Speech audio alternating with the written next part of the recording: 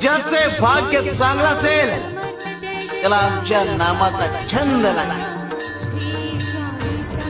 आणि त्याच्या मुखात सतत नाम जप असेल.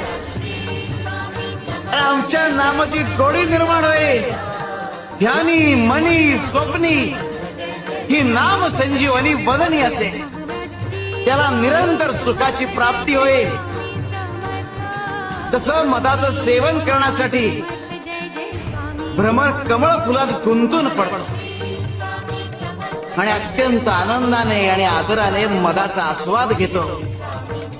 आमच्या भक्ताचे मन आमच्या नामाचे ध्यान लागून उच्च पातळीवर स्थिर होते. मन नामात एकाग्र होईल. त्याची चंचलता नाहीशी होईल आणि त्याचे उन्मन होईल. अरे नामस्मरण हेच प्रपंच व परमार्थ साधनाचे साधन आहे. शिवाय शंकर.